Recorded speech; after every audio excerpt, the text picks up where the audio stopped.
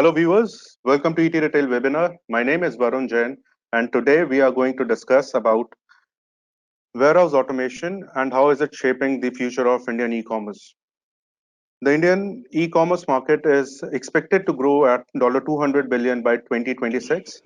Big e-commerce companies are investing heavily in warehouse automation because it gives them the capability to deliver faster, more efficiently. They can manage their inventory in an efficient way, and also it reduces the human error, which in turn gives a great customer experience.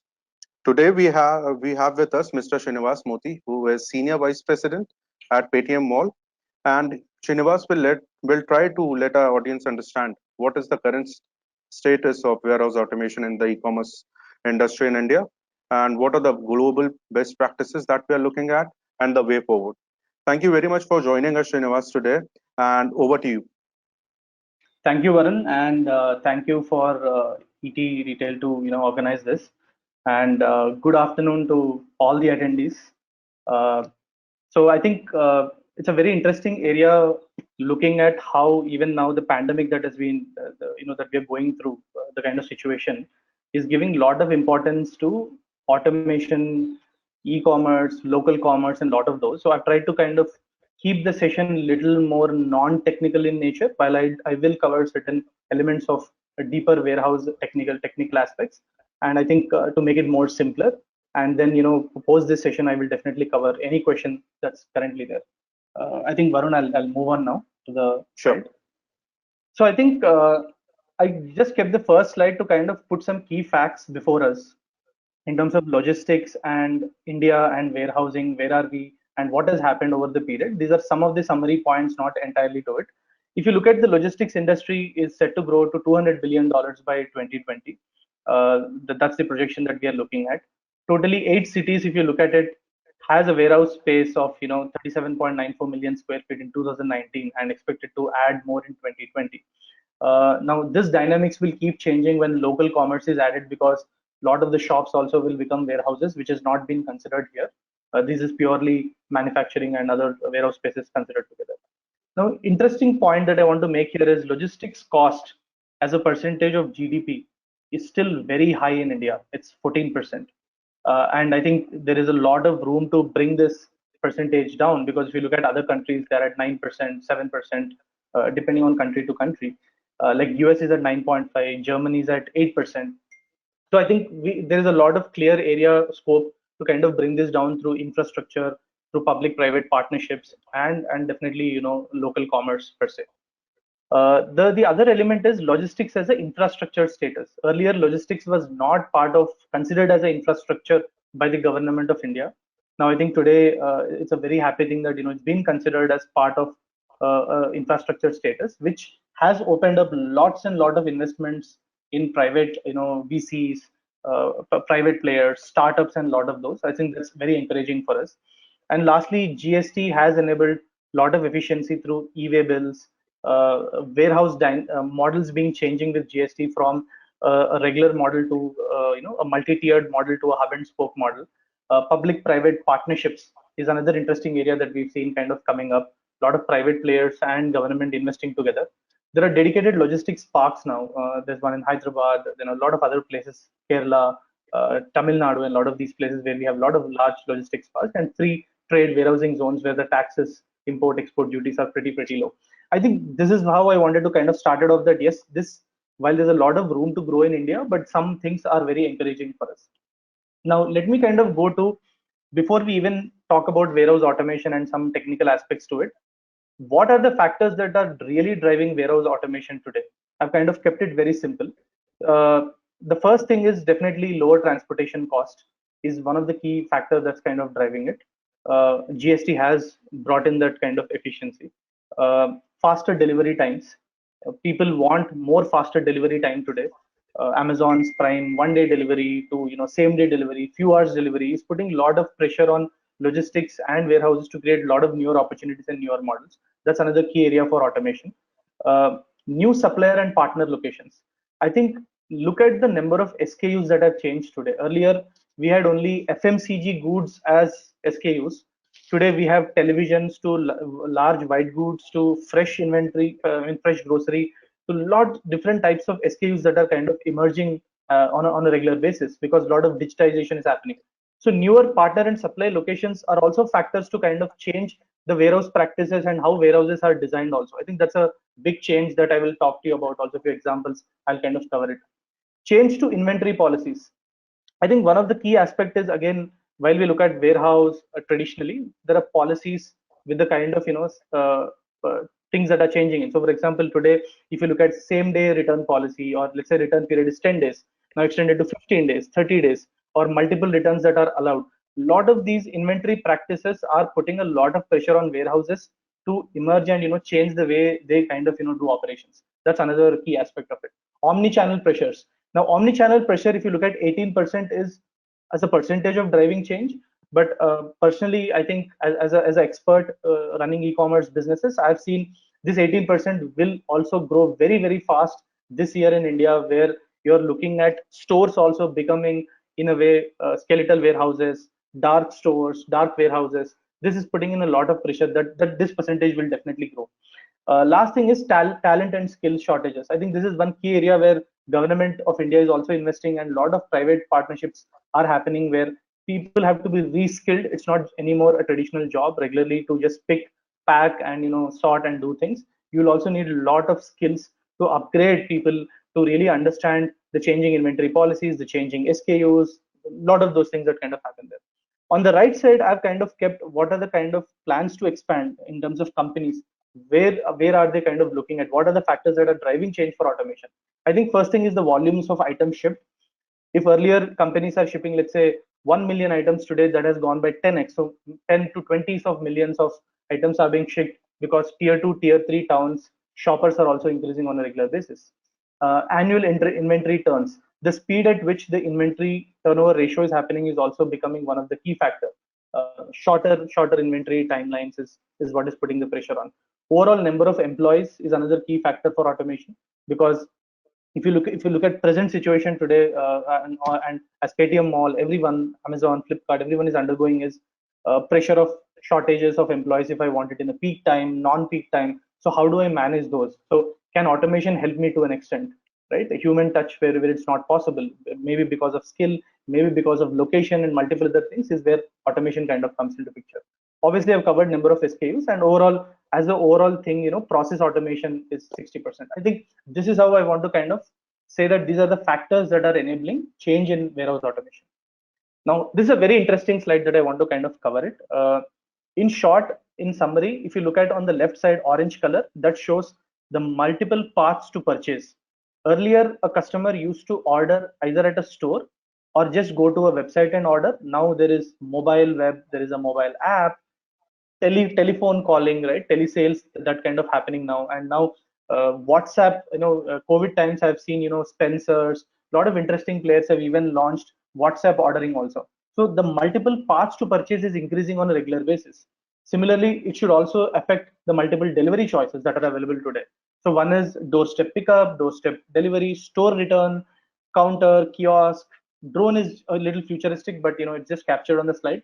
But that clearly shows, is our modern fulfillment center from where we ship out products, is it really equipped to handle all of those, starting from inwarding to sorting to picking to kind of handing it over?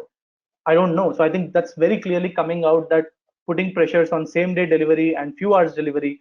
I don't think all modern fulfillment centers are equipped to do that. And hence, if you look at it, a lot of private e-commerce players are setting up companies to kind of change that. But I foresee a lot of steps like DHL, FedEx, Blue Dart, a lot of larger logistics players are also automating themselves to convert this new demand, I would say, new paths of purchase in a very efficient way. I think today is what will kind of cover some of these aspects as well. Moving ahead, now these slides are covering what are the 6 to 7 top factors of automation that we're kind of looking at, I think, as part of this. I think, and I would put the first thing is workforce mobility. So workforce mobility in a warehouse, typically, if you look at the warehouse operations per se, starting from inwarding, picking, palletizing, packaging, to kind of handing it over, all of those today, you need a lot of mobility within the warehouse for people. And what we've seen is there's a lot of automation started, but there's lots and lots of room in terms of pick to light technology, or it could be as simple as headphones, right? So for example, do people carry headphones? Is there voice communication that can be enabled in a warehouse as large as, let's say, 500,000 square feet? This is where a lot of efficiency can be brought about through headsets, pick to light technologies, hand scanners, mobile transportation. Workforce mobility becomes a very, very vital role, and connecting them together is one of the key automating factors that I think all logistics players or private players have to invest in, is one of the key factor, and we'll see some examples as well when we move ahead. The second thing is smart storage. Now, let's look at how cyclical demand is, right? Demand is not same across the year. So suddenly when you look at summer season, there are these white goods which suddenly start spiking up. Again, just before Diwali and festival time, again, demand spikes by 2 or 3x. Is our warehouse or fulfillment center matching to how the cycle of demand is? To what extent is again the question. Now, how do I manage this?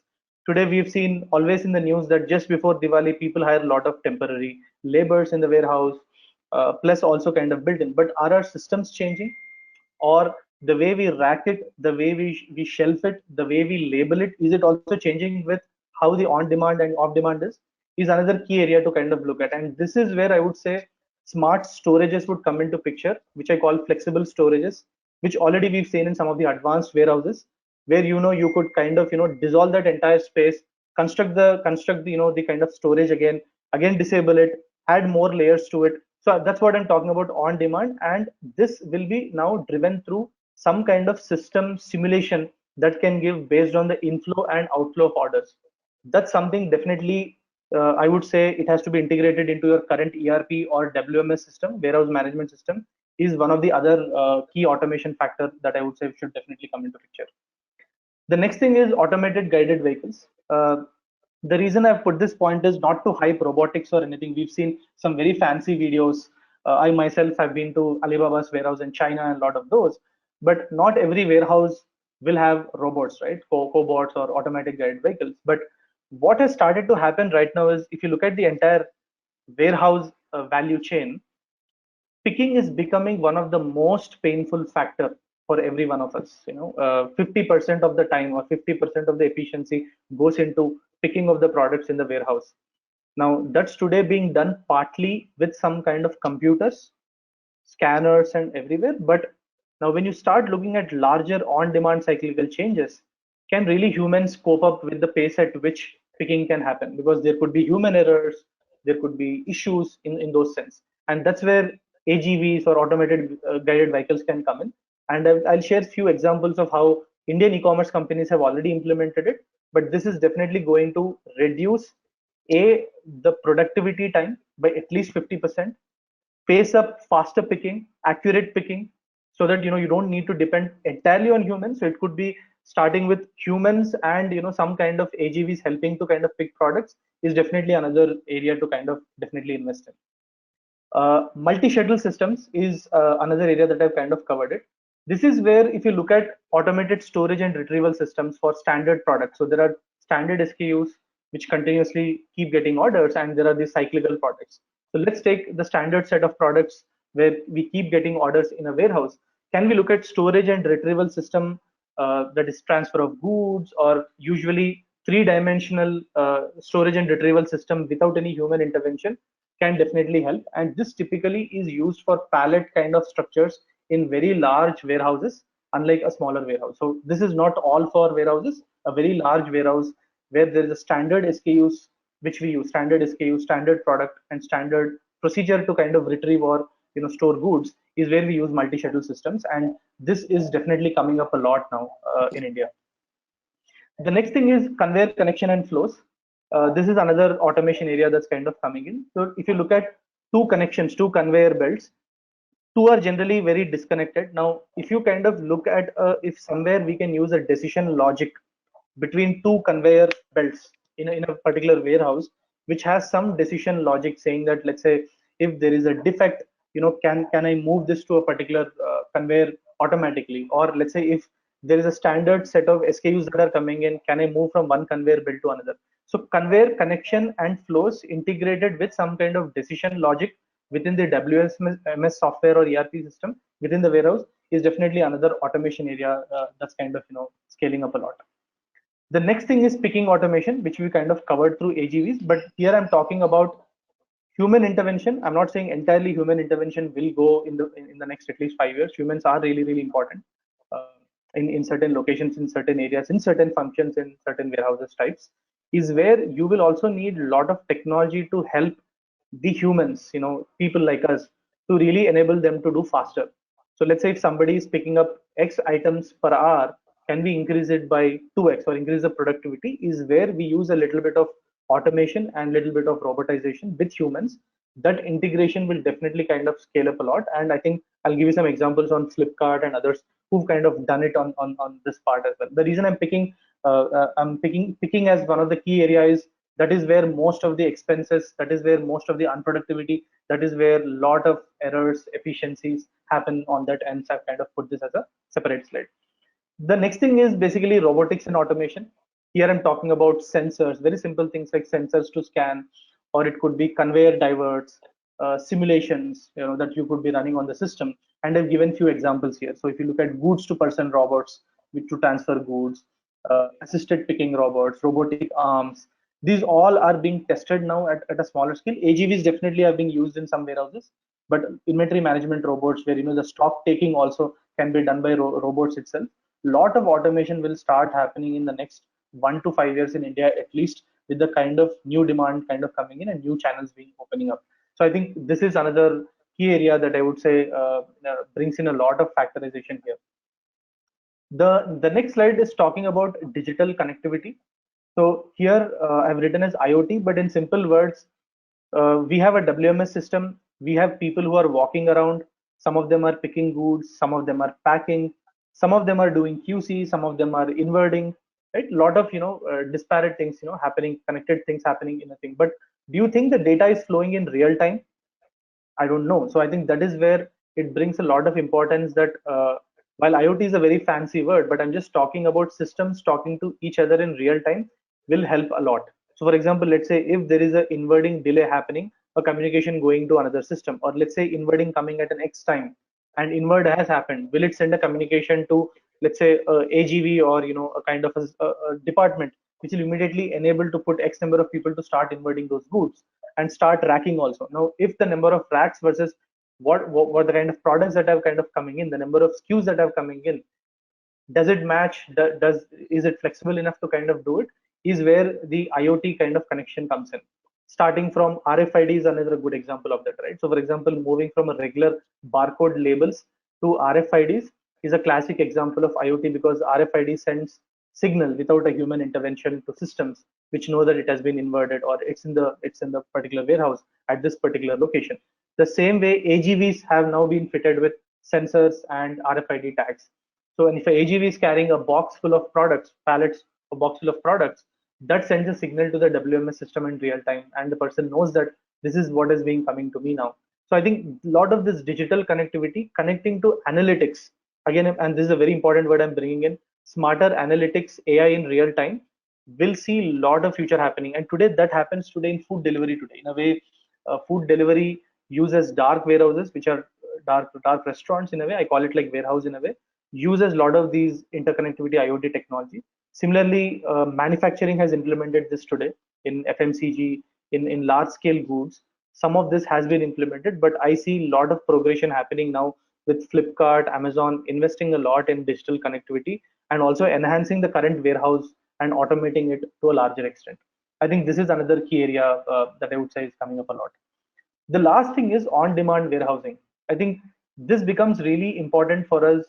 Very important factor is if I'm a small SME and let's say I'm doing e-commerce, and today a lot of apparel manufacturers who are SMEs have started, coming onto e-commerce. They use warehouses, but the problem is, does your standard contracts or standard warehousing space will help me to meet my requirements? No.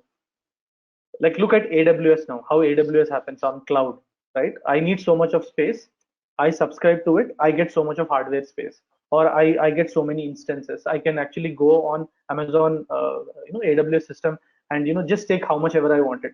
Now can I do it on a warehouse? will my contracts allow, or will your contracts allow me to take on-demand warehousing space? I think this is something need of the hour right now, which will start seeing a drastic change of things, that on-demand warehousing will start happening. While I know there are constraints that a minimum guarantee, a minimum thing has to be met, but if you want to really scale the industry overall, on-demand warehousing has to kind of come into picture. Now, the chart is also showing that traditionally from a typical warehouse, it's also moving to now local store. So the third grid shows a typical warehouse. The second grid shows portable hub and spoke model to localized transportation and storing of goods. Moving to the next layer, which I call it as local commerce. Local commerce is, look at grocery today, it's entirely local commerce. I don't have goods stored in a typical Bhiwandi Mumbai warehouse or a Delhi NCR warehouse, but actually that's coming from a supermarket or a shop next close to me. That means that has now become a mini warehouse for me in a way. So enabling number of merchants, number of stores on demand is itself a warehouse now for me, for any one of us in the value chain. And our systems have to be built according to kind of do that. And that's where the software, the analytics, the process comes into the picture. Do we have all those enabled to that level of regular structured warehouse, hub and spoke model, local to local delivery, hyper local delivery is what we are kind of looking at. So the contracts have to be flexible, the space has to be flexible, the software has to be flexible. That's how we're kind of seeing challenges happening, and it's happening today. Just that we are not coping up suddenly to kind of meet that requirement that's been coming in. So people want products now from local shops in 1 hour or half an hour. Sorry, I don't have a slot because my warehouse is far away and I do not have people to carry it, or I don't have a system which will enable you to kind of bring in there. So we will see this year a lot of investments happening in on-demand warehousing in terms of technology, as well as shops being converted to regular warehouses is definitely some interesting area that I see development happening. The next part of the presentation I want to cover is what are the e-commerce companies in India which have already implemented some kind of warehouse automation, some examples of those. So some of the points here on the slide that you will see has been implemented by Flipkart and Amazon, primarily because they run on a warehouse model and store goods in their FCs or warehouses, DC centers and FC centers all across India. So one of the important thing that they have done is smart inventory management and routing system that Flipkart has implemented, which is mobile units, pick put stations, and smart charging stations. This has brought in to handle capacity of a warehouse by at least 2x, and also productivity increased by 50%. And the investments, especially on smart inventory management, is primarily software led and little bit of hardware led. So the investment is very low, but the ROI is very high.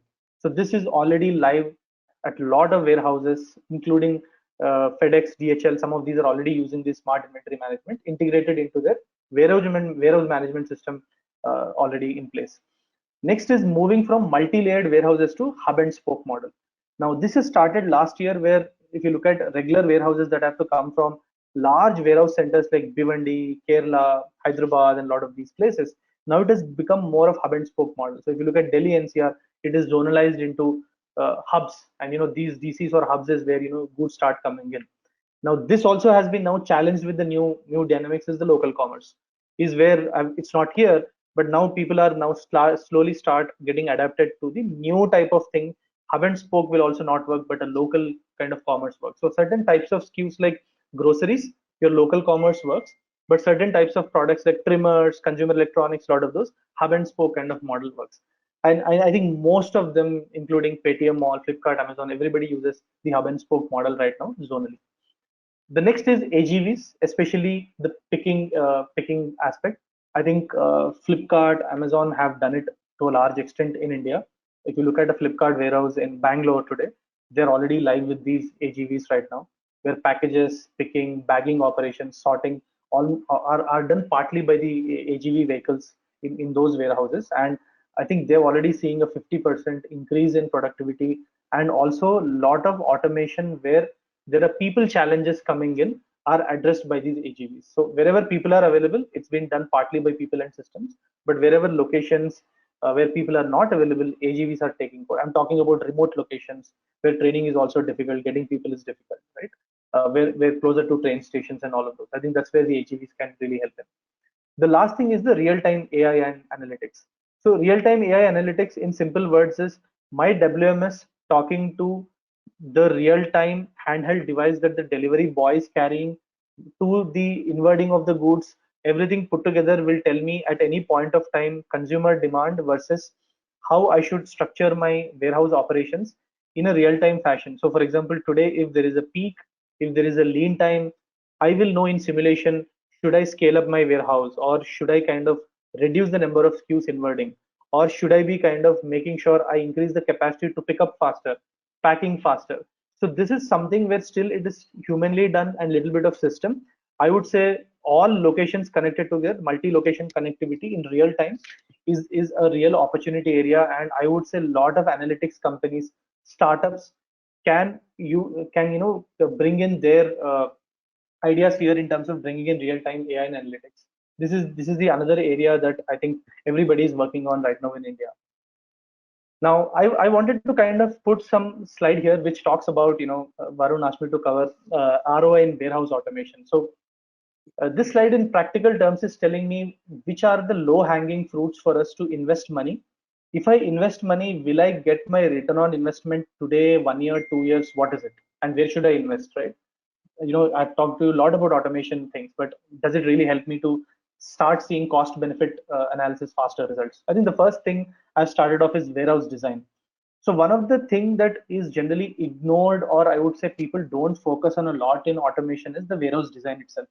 So starting from a store design, warehouse design, which includes slotting, ergonomics, non-value touch areas, understanding which are the low hanging, low areas in my warehouse where I don't need to go a lot.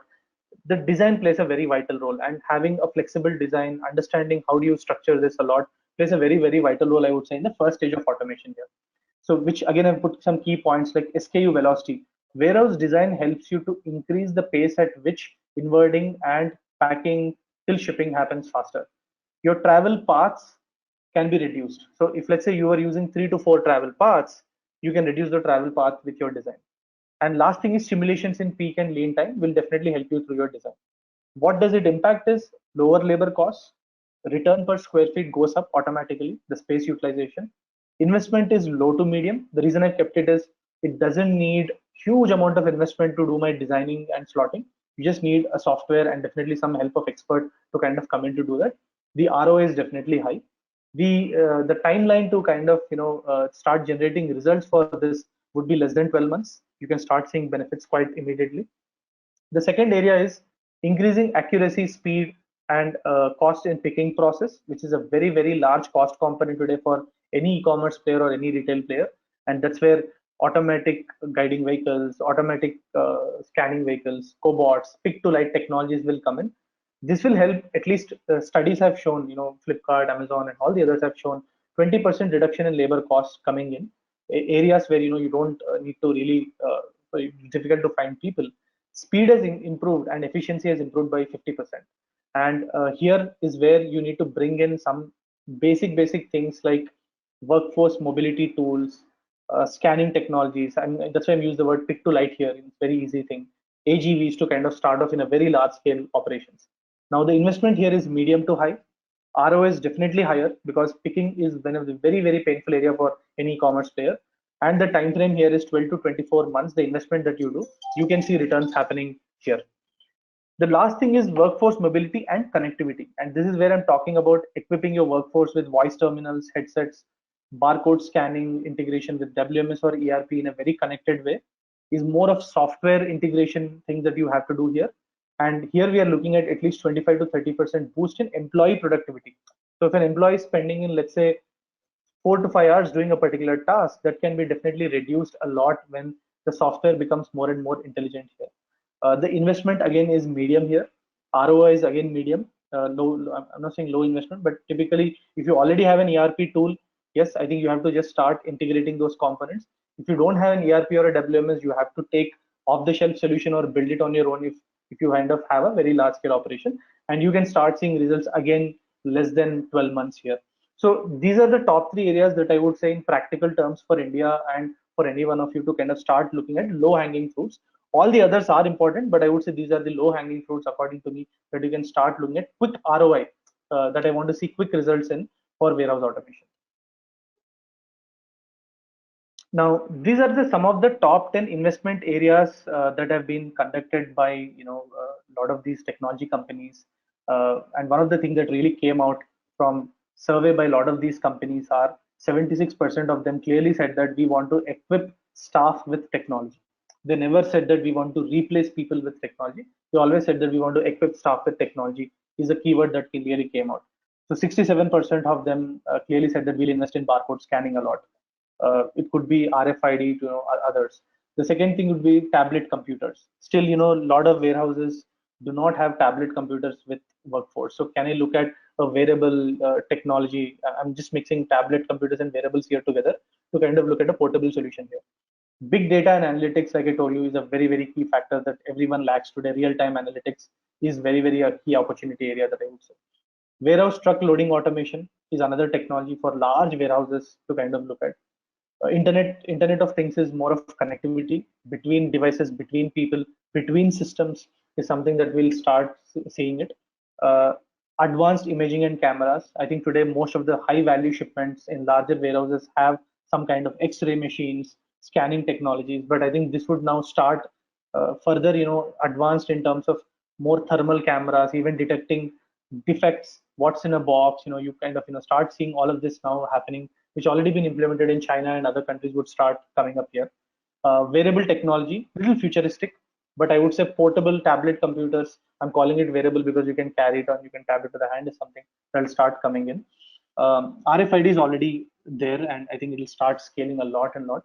Mobile thermal printers. I think printers are at a location, but can I have printers that are there on my vehicle that I go to a particular location and start scanning and also start printing it is something that will start happening now. Stationary label printers again. So some of the printers are getting advanced, which use lower ink, lower efficiency, but higher output is something that will start happening. So in short, I would say quickly with the time that we have, these are the top 10 investment areas that I would think that people have said that they will invest in. Now, what I've also put down, guys, is some kind of best practices. The reason is I do not want to put too much of text. So what I would request is I think let's watch a minute, 2-minute videos that show what others have done. Some of them are a little older, but that will give you the gist of what others are doing in global best practices. So maybe I would request the Economic Times team to play the second video of Alibaba.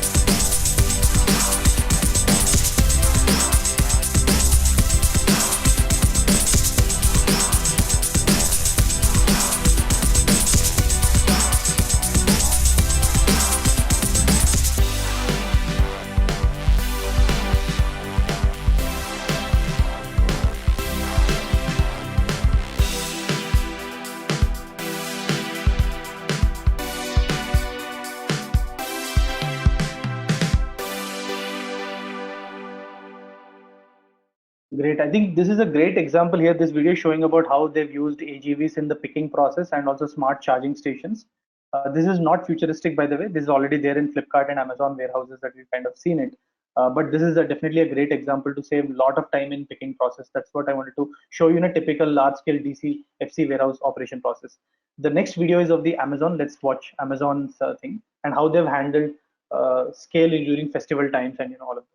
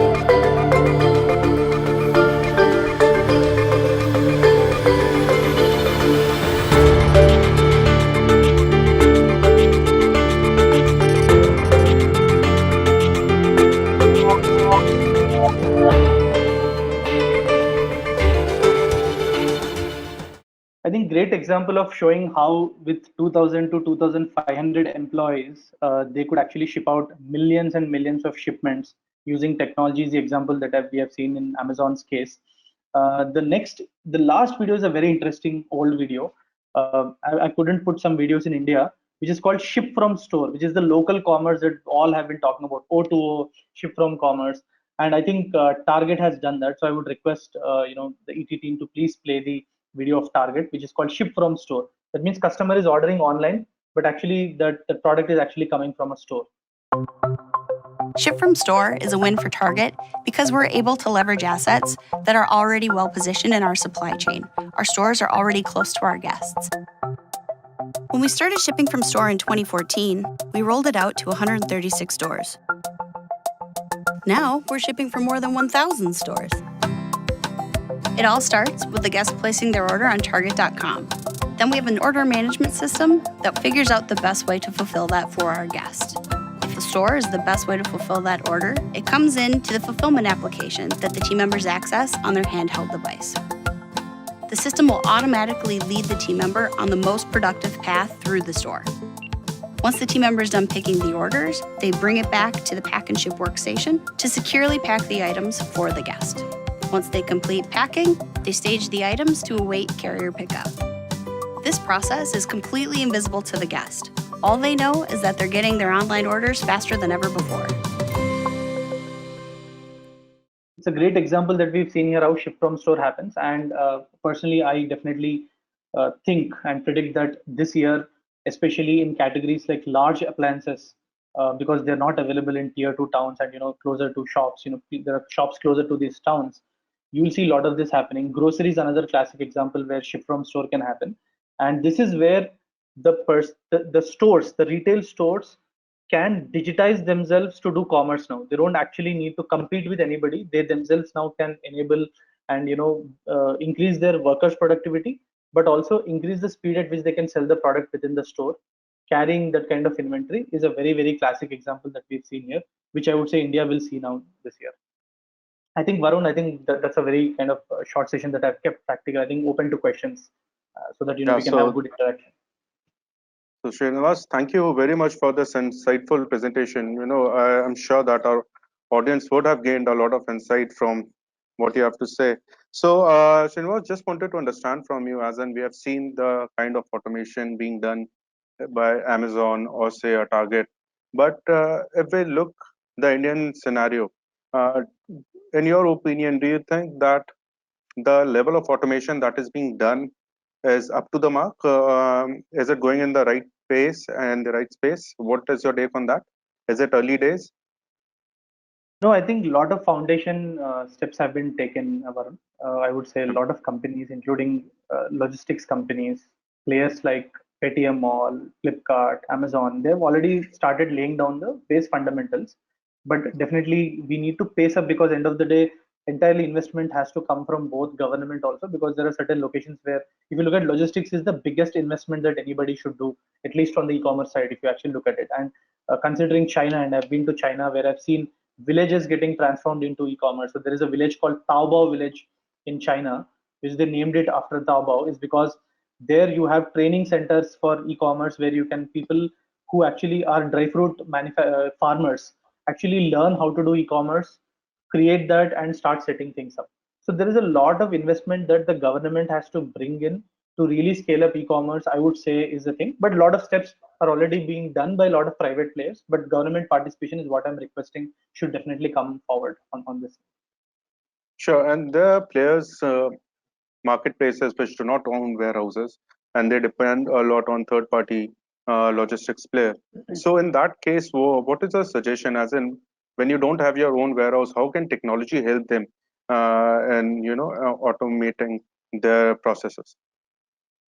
So maybe I'll take an example of Paytm Mall. So Paytm Mall always have been a pure marketplace. We don't own any warehouse or a stock. It's typically dependent on logistics partners like FedEx, Gati, Delivery, Com Express, all of those.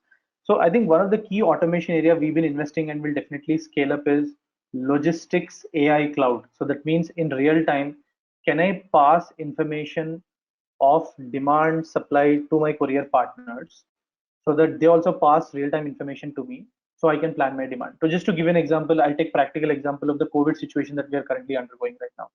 I think Varun, that will give a good example. So today, every week, few areas are getting into hotspots and few areas are not getting into hotspots.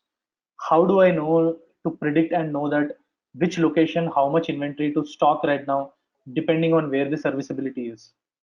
Now, how do I bridge this together in a marketplace model? Because I don't own warehouse, I don't know. I don't own the logistics partner because they're not in my control. But technology can play a role where they can integrate all of us to pass this real-time information to kind of bridge serviceability, supply, demand. So I'm calling it like a logistics AI system or an analytics system that we can make for the industry, and all these inputs can come in is a big area. And in China, Alibaba has done it with this company called Sinow. So Sinow is also that kind of company which they've built a logistics cloud infrastructure. So I would say that's how marketplaces will start scaling up. And if we look at the challenges for Indian e-commerce players to automate warehouses, what would be the primary challenges that they would face? No, I think the first thing is right. Demand is always there. I think that the first challenge is always about starting would be around location and location in the sense flexible warehousing. Where should I do it? I think that becomes a challenge. Spacing is definitely a challenge today, at least in the areas where demand is. Let me use the word areas where demand is. I think that's a challenge number one. Challenge two is while people want to make investments, they're unsure about if I make an investment, what will be my ROI? Will I get it in the time that is there? How do I do my cost benefit analysis? I think is the second challenge. Third is while robotics, everything is fine, good to hear, but what are the low hanging fruits that I can start off is warehouse design, simulation, analytics, work as simple as WMS or those things. I would say these are the top three challenges, Varun, that I would say currently everybody are facing. So Srinivas, also you said about low-hanging fruits. So there are a lot of retailers in our audience who are listening to you, and they might be wanting to know more about warehouse automation. So wanted to understand from you, what should be the first step towards automation? Where should they focus on, the retailers, if they are looking to go for automation? Where should they start from? I think we need to first evaluate and understand where should I invest automation. I think that's the first starting point. The reason I'm saying that is it's always connected to SKUs, because what kind of products, variety, assortment that you deal in is the first factor to consider. Where should I invest also in the first place in automation?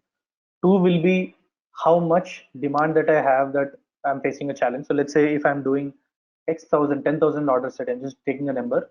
uh, does my challenge lie actually in packaging? Does my challenge lie in picking?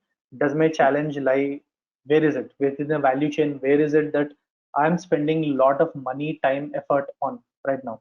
So I'll give a simple example. Some of the retailers came back to us and said that one of our biggest challenges, to package goods. Now, can somebody help here? Now there we could look at technologies like palletization, boxes getting made on the fly. So a lot of those kind of automation would come in.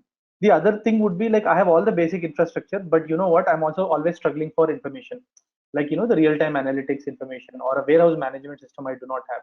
So maybe I should start off with investing in warehouse and management system. So I'm not giving a solution right now that one solution fits all. I'm just giving you opening up your minds as retailers that please first understand where should I invest my effort in. Please identify that first. is my first approach.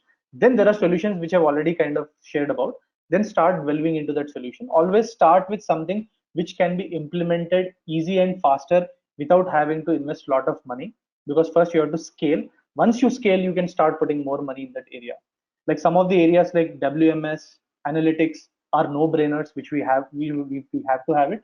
But certain advanced technologies that we need, depending on scanning, picking, sorting, inverting, depends on again which factor is very painful for you at the moment as a retailer.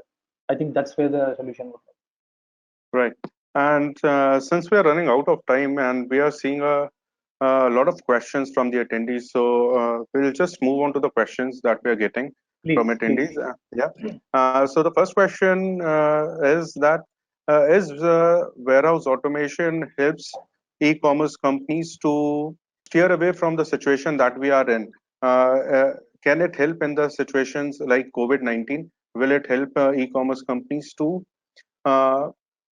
give better consumer experience and deliver goods faster? This is the question that we have. Sure. So, yeah, sure.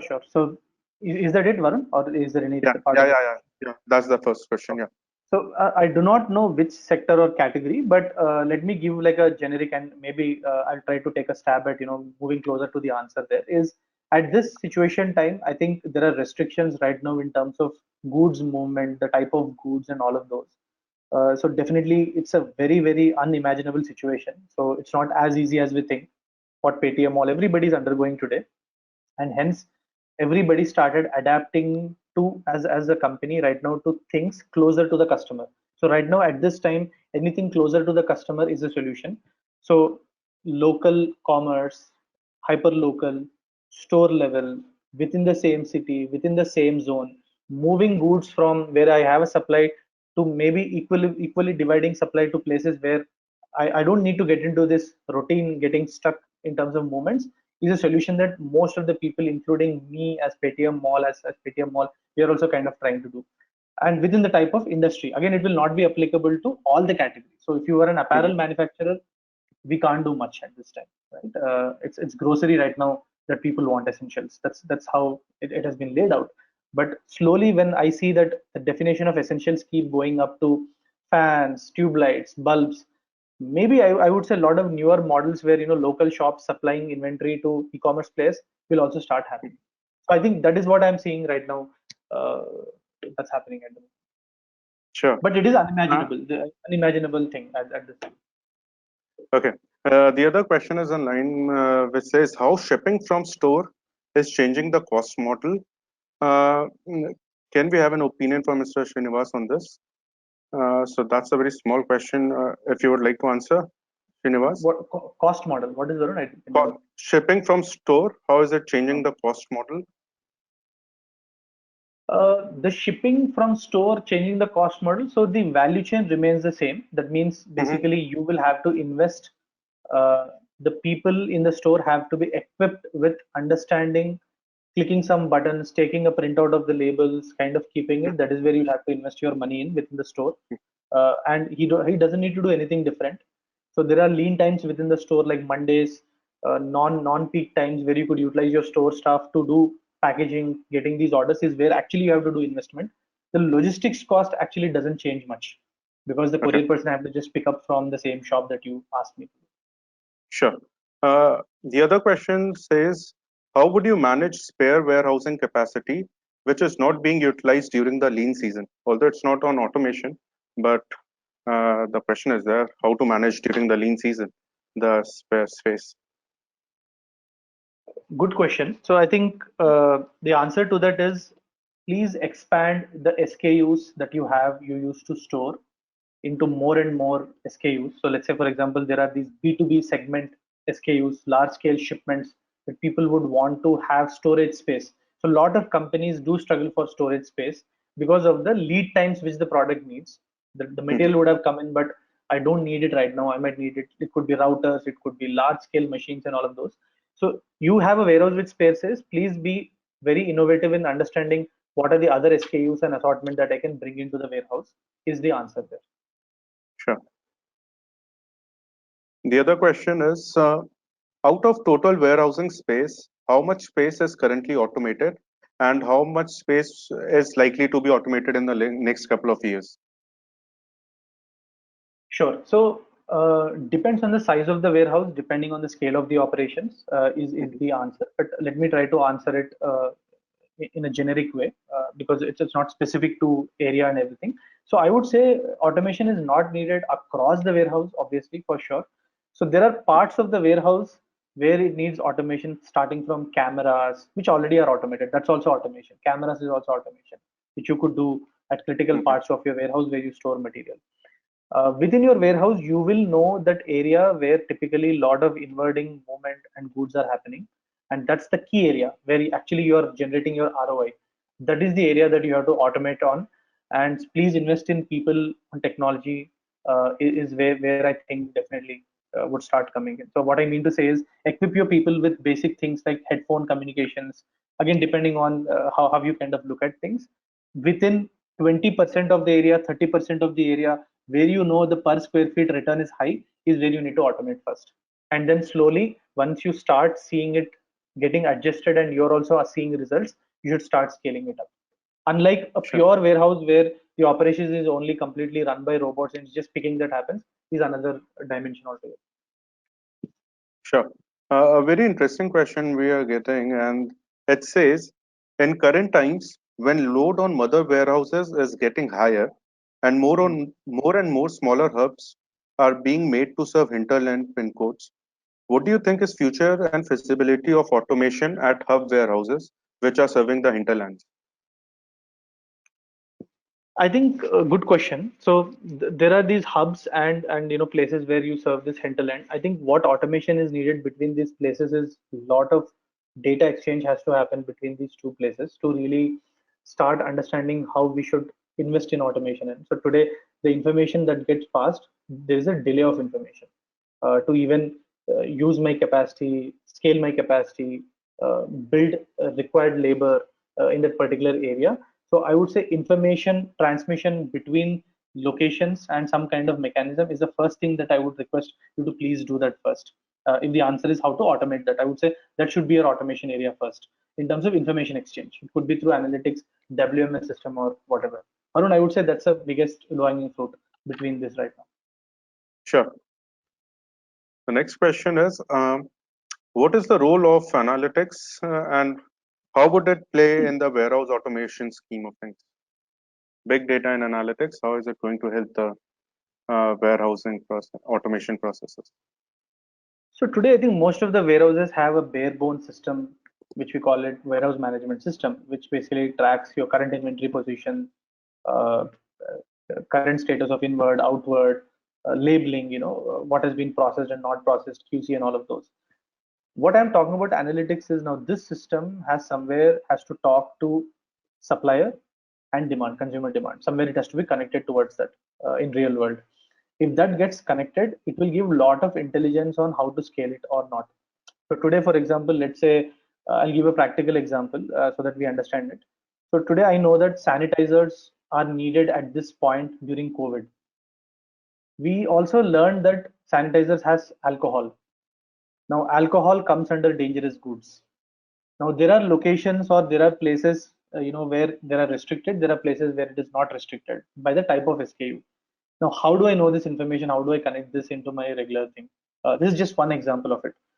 Two is consumer demand in terms of the number of orders that are being generated from different cities and locations. In real time, would I be able to run a simulation on currently serviceability versus demand? How will my space change basis this? That connection in WMS has to come in. That I would say is the starting point of analytics, and slowly it will upgrade itself to AI. AI means lots and lots of data you already have. So today, for example, let's say in China today, Sinow Logistics has an AI which tells you that at what point of time traffic is high, traffic is low, seasonality also is considered into your WMS system. It will predict and tell you, so that you can actually arrange your goods in the warehouse, labor at that particular times to fulfill the time period. So I think this is the next level of AI, but basic level would be supply, demand, and WMS system integrating together is definitely a need of AI. Sure. What would be good automation for apparel retailers as SKUs are very high? In apparel retailers, I think apparel retailers has very good learning. If you look at one of the key highlight in this category, if I take e-commerce per se today, the return rates are pretty high in apparel. So you have return rates as high as 25-30%. The reason being, genuine customers try a lot of sizes and they kind of give back those products, and you again get back into the warehouse, invert it, and manage this returns process. Now, can I build an intelligence where I know that from this particular city or in this city, X size or X particular assort is where the challenges are, where the returns are high, or where the returns are not so high. That is how you can start changing your warehouse design operations according to that location and the modality of how the demand and supply is here. So that's, I think, one key area of apparel, I would say, to kind of start looking at from an e-commerce perspective at least. Many of these automations are capital intensive. Any suggestions which can be done at minuscule investment to begin with? Sure, I think I would go back to picking is one clear example where you could do also with lower level of investments through intelligent master list of SKU labeling that can be done. Number one, that's an easy way to kind of do easy low hanging fruit, but you can start off with low investment. Two is lot of technology and analytics. I'm talking about technology means warehouse management systems and analytics is now being developed by a lot of these cloud startups and partners. Earlier, you have to go to a large company to make it, which will cost you lakhs of rupees now. You don't need to invest lakhs of rupees right now. You can take off-the-shelf warehouse management system solution, which could either get integrated into your ERP very quickly, and you have to just invest in smaller developments, or to kind of do that. So I'm talking about two types of players here: somebody who is not at all having a WMS, yes, it's very easy right now, or somebody who uses basic ERP, but I want to invest in there. I'm just saying you don't need to invest any more lakhs of rupees unless it's a very differentiated thing that you're doing. A lot of off-the-shelf solutions are there, so I would say that is easier thing to again pick up. The third thing is the design of the warehouse, like I told you on the slide, which is routing, how you rack up your warehouse. Those elements again doesn't need large investments. This basically needs some bit of learning and talking to experts. Those are, I would say, 3-4 areas that you could start looking at with lower investments, and then slowly upgrading itself to machinery, people, connectivity, and all of those. That's a life cycle that somebody has to take. Sure. And the last question that we are taking says, how can we adopt automation in case of commodity products like cements or food grains? Great. So I think very good question. I think if you look at warehousing, primarily has been used by FMCGs traditionally before e-commerce, and a lot of these were happening. What lacks in these warehouses today is some kind of things around, let's say, the inverting of the goods, storage. Some of them, let's say grains, have shelf life, some don't have shelf life. So grains might have some shelf life, but there would be other commodities which has shelf life. So can we start looking at specific practices within the warehouse? Because some of them need temperature control, some of them don't need temperature control. The moment you get into commodities, you have different types of technologies also needed to maintain their hygiene in the warehouse and also their condition. So automation technologies will move into some bit of temperature management is what I would say. So because I've seen somewhere in Gujarat, one of the warehouse by a farmer, actually the farmer has built it, where they have these dry fruits which they were exporting it to Saudi.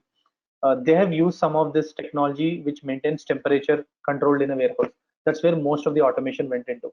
So commodity wise, I would say the more automation will go into maintenance, hygiene, and temperature control elements of those. Sure.